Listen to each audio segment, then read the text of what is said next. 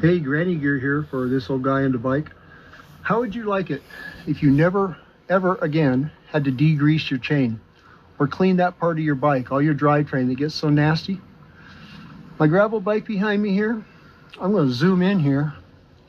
This cassette and this chain, see how shiny they are? I've never cleaned it, not one time in the last 2 years, and that chain still not worn out. You want to know why? Stay tuned, because it turns out that wax, well, that's not just good for your legs, it's good for your chain too. Is that a thing? Well, yeah, that's a thing. Yeah, that's something. ChainWax. Hey everybody, it's John from aMTBer Products. This is the ChainWax Podcast. It's episode 26, I believe, and I've been talking quite a bit about the development of the product and what I can say. We're going to talk about a few other things here in this episode. Just back to the endless stream of sort of disinformation that's out there. It's really sad. I really uncovered some of the marketing tactics in the first 3 or 4 podcasts here on the series. If you go back about 4 or 5 months, the first 3, I really uncovered the marketing strategy that's going on, and it's very deceptive by design. There's no way this is all an accident. So what I've done is I created a Shopify? Shopify is my new website. Spotify is the new podcast site. So I'm uploading those in order as I did them. So we're up to about episode 3 or 4 now on the new Spotify channel. It's under ChainWax Podcast. So if you look up the ChainWax Podcast, oh, I just can't shake this cough. I start talking and it's been pretty awful. Yeah, if you look up the ChainWax Podcast, you'll find it very easily on Spotify. And so just getting started with that, sort of re-uploading the series in order at the beginning of the season here. And it helps me refresh my memory of everything we talked about as well. So if you want to give it a listen over there, you can catch up on the first 3 or 4 if you missed them. It really does point out the reasons why I'm doing this in the first place. We'll be doing some demo days coming up real soon here as the weather gets better. Spring looks like it's just right around the corner now here in Southern California. It's a nice sunny day. The dirt's still great out there after all the rain. So it looks like demo days will be starting as soon as we can schedule a few places. So that little clip I just played in the beginning was from the Granny Gear channel. His channel name is An Old Guy and a Bike, or Old Guy and a Bike. And he's got like 12 or 13, 14,000 subs now. And he did that review about 3 years ago after using the product for 3 years. And he is still using it till this day. He's got a new 6-year review out, and he basically uses the 5311 as his all-purpose chain lube for his road bikes, gravel bikes, and his mountain biking, which he's now getting back into since he's moved to Idaho. And here's a little AI review of the 5311. The 5311 chain lube refers to Smooth Lube 5311, a highly regarded wax-based lubricant known for extending drivetrain life, reducing wear, keeping chains remarkably clean, especially in demanding conditions like gravel and mountain biking. Created by a mountain biker, aMTBer, it's an alcohol-based formula that dries quickly, stays inside the chain, requires minimal cleaning, actually requires almost no cleaning, with users reporting excellent performance and longevity for components. Key features and benefits: wax-based and alcohol carrier. Dries fast, allowing for quicker application before rides. Yeah, you can just put it on in normal, nice conditions, 60, 70 degree conditions. You can put it on and you can be riding in 15 minutes. Exceptional drivetrain life.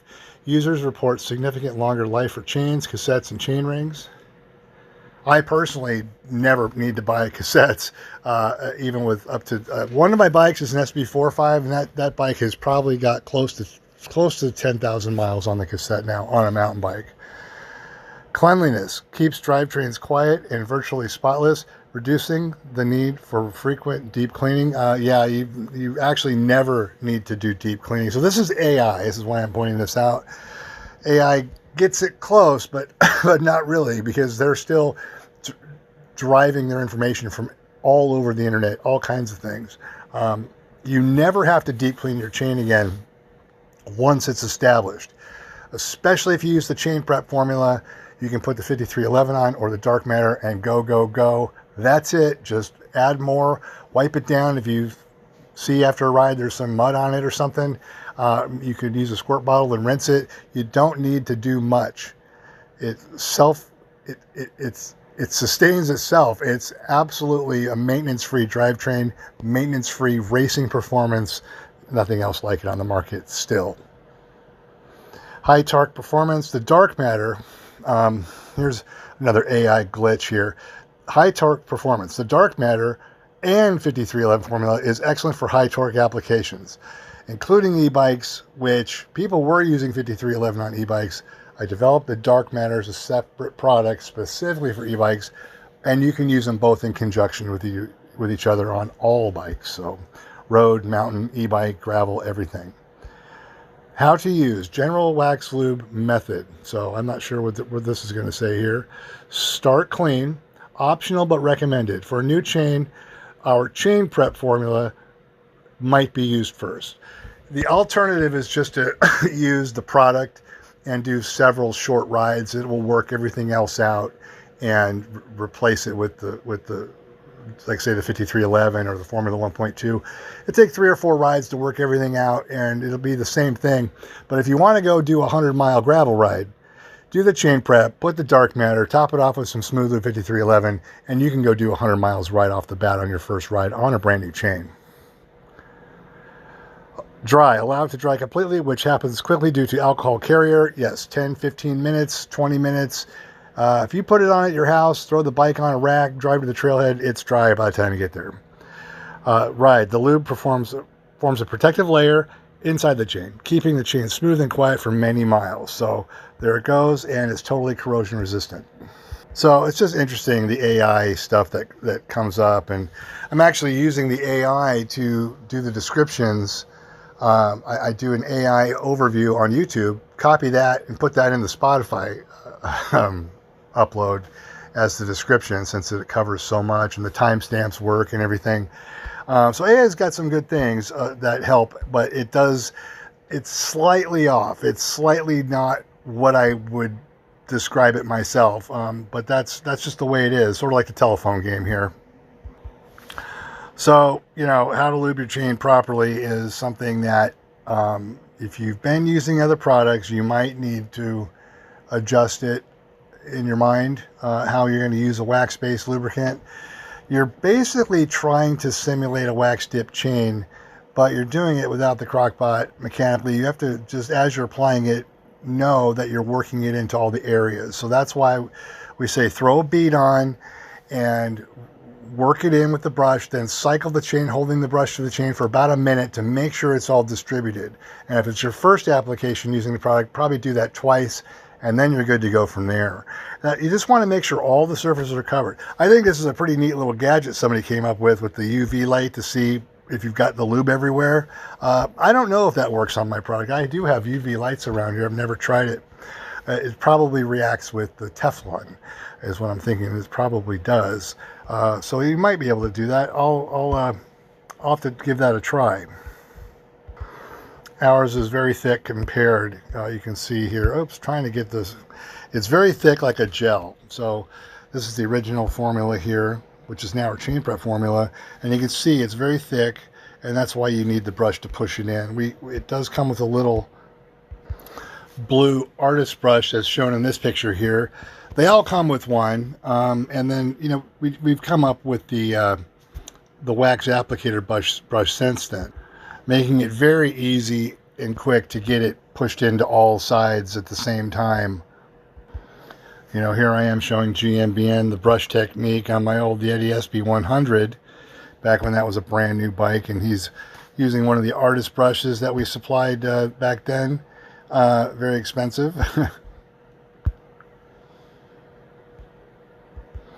And now the 3-headed brush tool here makes it quick work of applying the wax. So we're still giving away a free one. It's a different version of this. I don't have a picture of it. It's a yellow version of this, so it's a little different. And it works very well to get the wax in from the top down into the rollers and pushed into the side plates, and leaves a nice clean finish to give you that anti-corrosion protective layer on the whole outside of a chain, thus simulating a wax dip chain, which is not just in the rollers, it's on the whole chain on the inside and out. But this removes all the hassle associated with getting that removed from your bike and turn the crock pot on and get the wax just right. Those sorts of things are time consuming, and actually the results aren't that great. They're slow, they leave a lot of shedding everywhere on your bike and in the environment, and I think our technique is far superior. So yeah, I wanted to mention the Spotify podcast, which for new people might be an easier way for you to listen. I know it's kind of annoying listening to YouTube, unless you have a YouTube Premium account, which I do here. You get all the ads that jump in. It's kind of annoying. So the Spotify I don't think you get ads at all on Spotify, which is good. Now here's a picture of our shot bottles. That's the chain prep formula and the big shot bottle. I don't have a picture of this on the website yet. And there's the 5311 shot bottle. Okay. And we also have 1.2 and Lubenschleiden Original in shot bottles. The only one that's not in the shot bottle yet is the DÄRKMATTER. So I didn't get to make any of those in the last batch. But we'll get those coming soon. It's a much better value. Getting 4 bottles of product for the price of 3 is basically the price strategy here. And each shot bottle comes with an applicator brush. So you can refill your small bottles 4 times and you get the free applicator brush with it. So it's actually a really good deal. You're getting 4 bottles worth of product for the price of... All right, and listening back, I needed a little coffee break. I realized, made a mistake. We do have shot bottles of the DÄRKMATTER. That's right there, DÄRKMATTER Formula E2.5. E-bike formula. We do have shot bottles of that. What we don't have yet is the shot bottles of the Uber Clear. We just don't have it yet. If you really want one, you can DM me or send me an email, and I'll put one together for you. At a 3 buy 3 get 1 free price. But we'll have those on the next production for sure. You talking to you, man. You ain't talking to me. Hey, man, it's not our fault that you ain't never put... No one wax, because pussy on the chain wax ain't a thing. You trying to start a thing, aren't you? What? I mean, what are you talking about trying to start a thing? Well, I certainly think we started a thing. The waxing chain thing was non-existent when I did Seattle in 2019. I have a little private playlist here called my wax fail video collection, and this is all the stuff that's imitators and things that that are just, they all fall short, or it's misinformation, or it's just an inferior product pretending to be a wax product. There's so many, and I haven't put this public yet because I'm just saving this for me. But one of the videos that came up recently was this one, and let me see if I can just get it going here. And I wanted to talk about belt drives. You know, one of the misinformation things that was going on, I guess it's been quite a while now, maybe around 2017, the belt drive thing sort of took off. Here's a video from a guy. I had to listen to this. It was fascinating. It's about a 17-minute video here. And he was talking about his ultra endurance riding across country, like he's ridden across South America. He's ridden across all these continents on the planet, and he was doing it on a belt drive until it broke. And so this is something that I remember, the belt drive, when that came out on like legit mountain bikes were making it like what do you call them, single speeds with the belt drive, and there was a couple of companies making these things around here back when single speed drivetrains was still a thing. I think I have not seen a person on a single speed in 5 years plus since e-bikes have taken over the market. But I wanted to talk briefly about the belt drives thing. You can see this guy here got 190,000 views on this video. Amazing. And he's only got like 50,000 subs. That's crazy. It sort of went viral for him. But yeah, let me see if I can get back to that. So some of the things about belt drives is if you do have a belt drive bike and you find it's making noise in the dust, like he talks about it extensively in this video, that belt drives are great and quiet till they're not. And you have to take water and wash off the belt and use your valuable bottled water in the bottle cage or, to do this. Well, something about our original formula in the middle here, which is now our chain prep formula, it's one of the thinner of our formulas. But it doesn't have all the high build in it. It makes it perfect for belt drives. This product here, if you have a belt drive bike, this will be really good on your belt. It'll condition your belt, protect your belt from the sun. It actually has UV protectant in it, which makes it work great on plastic parts. I actually use this on my stanchions and my seals on my forks and shock. It actually has some UV protection in the wax. It makes it great for belt drives, and it really does eliminate the squeaking that happens when the fine dust gets on your belt and your drive wheels. They're not really called chain rings. I don't know what they call them. The belt drive wheels and the rear engagement on the hub. This is a really good product for belt drives. Now, just want to talk briefly why belt drives will never take over the industry. So he talks about breaking a belt out in the middle of nowhere, and he did have a spare. He had it in his pack or somewhere on his bike. But what happens with these belt drives, since they have carbon fibers to take the stress of the load, if those carbon fiber strands get bent, like folded or creased, it's sort of like a crease of paper. It's going to tear there. So he put the spare on, and within 2 minutes, he said he broke the spare he'd been carrying around for who knows how many miles and weeks and months.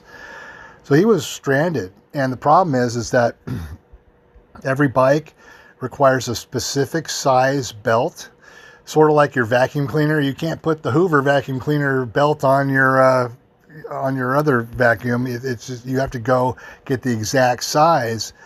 And these bikes require a specific frame to break apart the rear triangle to get the belt on. There's a whole bunch of pain in the butt factors with a belt drive.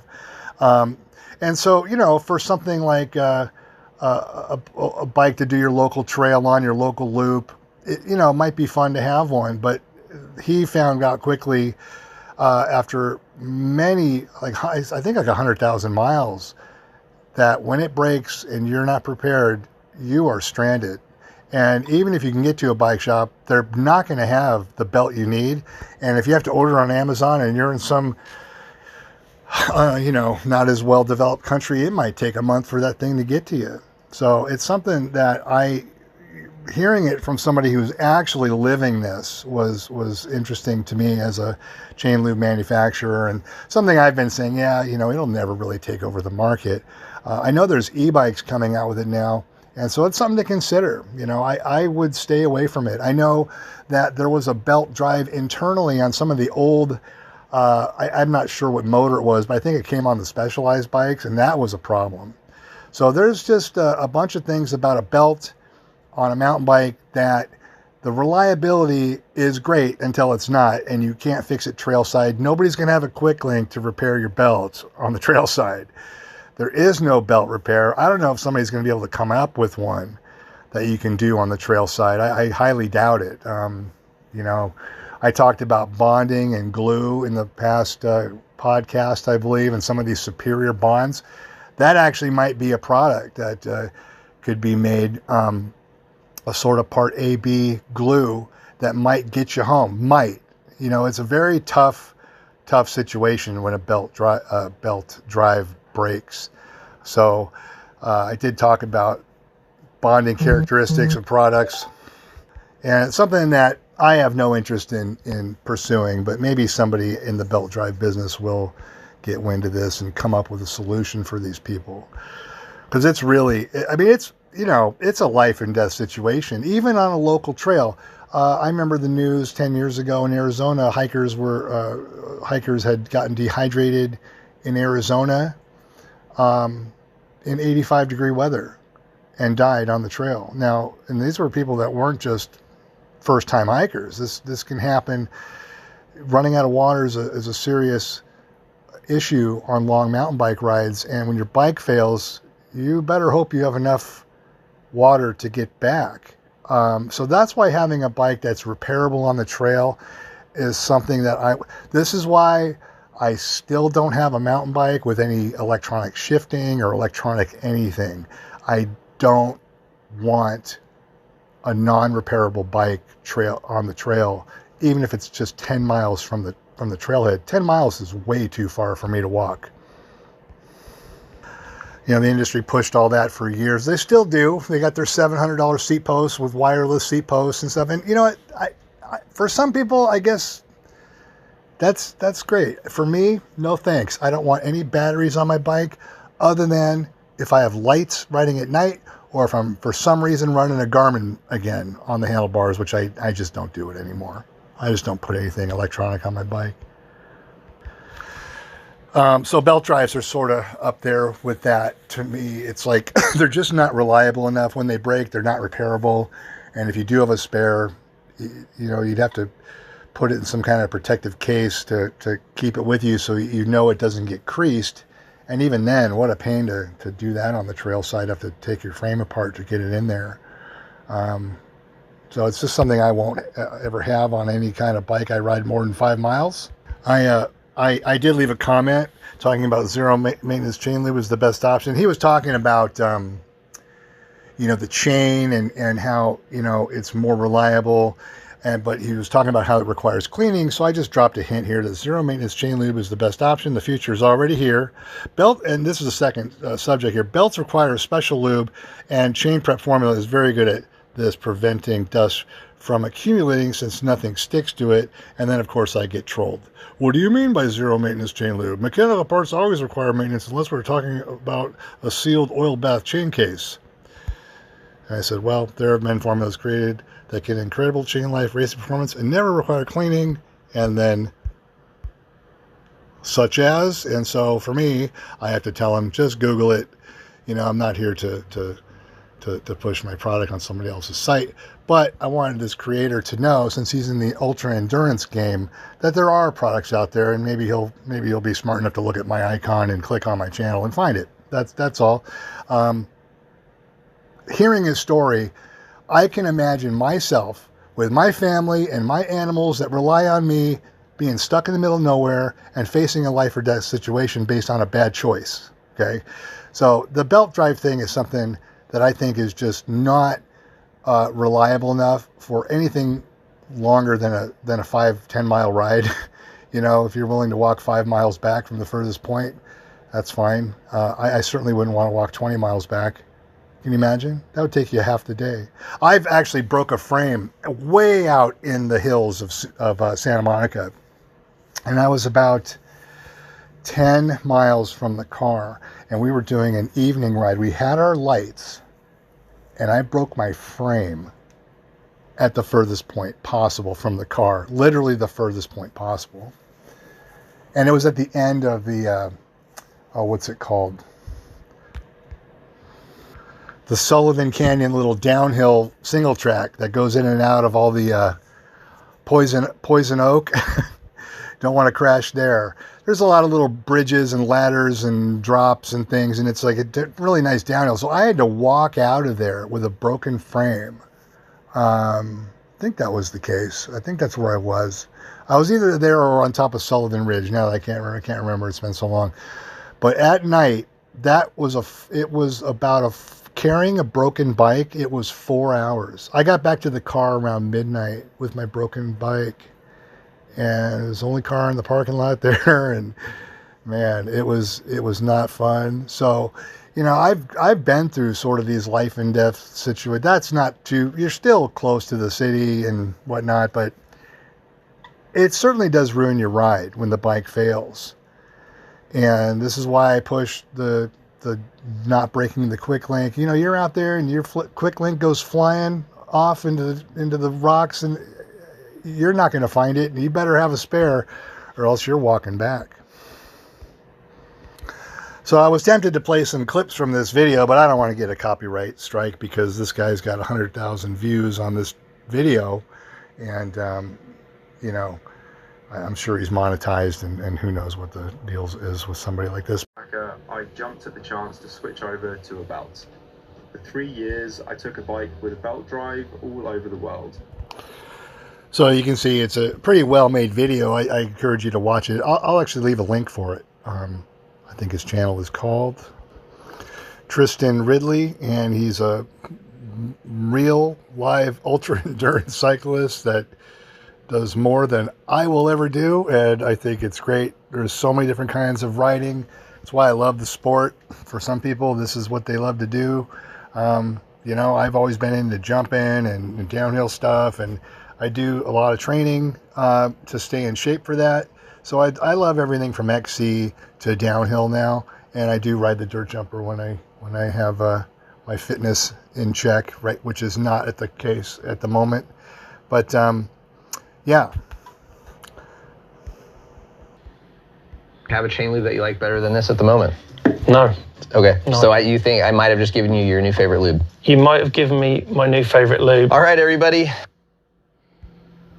So then I came back, cleaned the chain properly. Did you take it off the bike to do that? No, I did not. Okay. Too lazy to do that. I cleaned it really thoroughly the second time round, and then applied the Darkmatter. When you're doing the muck off or other lubes? With the muck off, because it's a dry lube, and I think there's a very little resistance with the formula. I was using it every ride. Okay. Similar amount of use and rides, doing 10, 12, 14 mile rides. And this is on a meat bike primarily for those kinds of distances, but I would be applying this maybe every 6 to 10 rides. So okay. That's basically. So that's a great testimony there. Never met Kevin here, and he was given the product blindfolded, not even told really how to use it, and he figured it out. And let's see, he's got one more thing I want to share. It's really easy to use, and it's also kind of a waxy based cleaner that you just squirt on. Really forcefully use a toothbrush, like is what they used. Yep. Push it into all the pins, links, get everything out again. I don't know if you found that you needed to do it multiple times, but it was a pretty simple and easy, thorough cleaning process. Yeah. One of the things that I noticed right away, and maybe you can say yes or no on your experience, was the first ride that I got on it was in Southern California on my home trails where I grew up.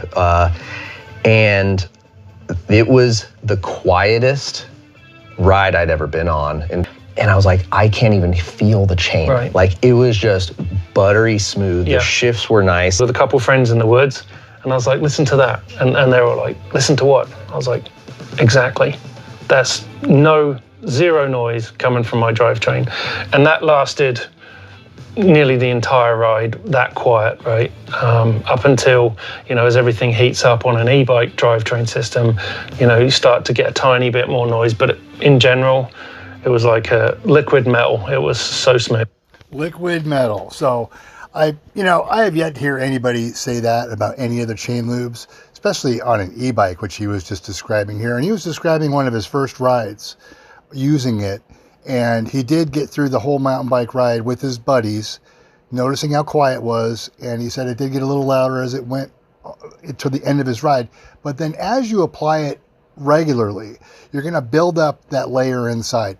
Now, the thing that I thought about initially was these engine restore formulas you put in your motor oil to repair your worn out cylinders in your car, where you're getting a lot of compression loss. Basically, it rebuilds the wall of your cylinders in your car, and it uses the heat to do the chemical reaction, to do the bonding. And I thought, well, what if I could come up with something like that didn't require the heat?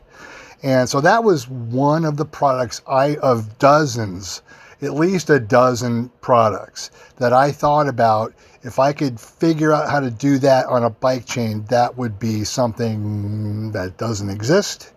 And that's what I achieved right off the bat.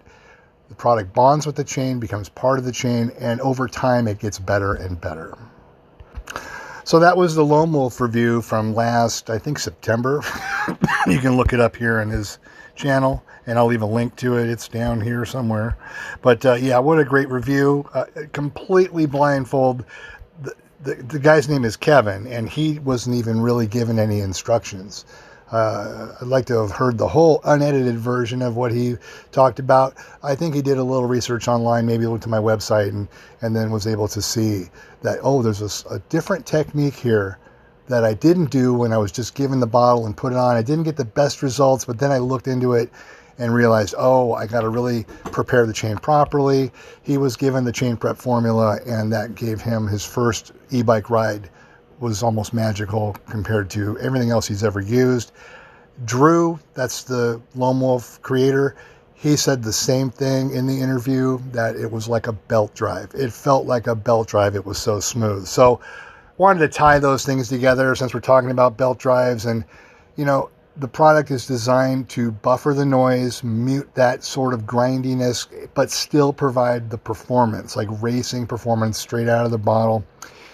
Nobody's come up with it anything close yet. They all claim these, backed by science, all these things, but then you read the fine print on their websites and they say requires constant cleaning and don't put it on a dirty chain and all these things.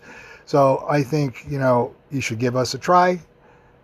You won't regret it. I don't think you'll go back to anything else. I think if you try anything else, you'll find it's either more expensive, doesn't last as long, falls short in one area or the other, because they're all water-based emulsions and they require complete removal to put the new stuff on, and that's where ours is superior. All right, this is John from the ChainWax Podcast, and thanks so much. Check out our Spotify podcast channel. It's titled the ChainWax Podcast by aMTBer Products. So if you type in ChainWax Podcast, you should see it right at the top, hopefully. Thanks, everybody, and thank you all the customers. I still have maybe 20 of the yellow applicator brushes I'm giving out free with all new customers, so something you might consider. The website is aMTBer.com, aMTBer Products. And thanks for listening, guys. Thanks for using the product. This has really been a dream come true for me to provide a product that people have embraced now and love. And most people tell me they're never going back to what they've used. So thanks so much.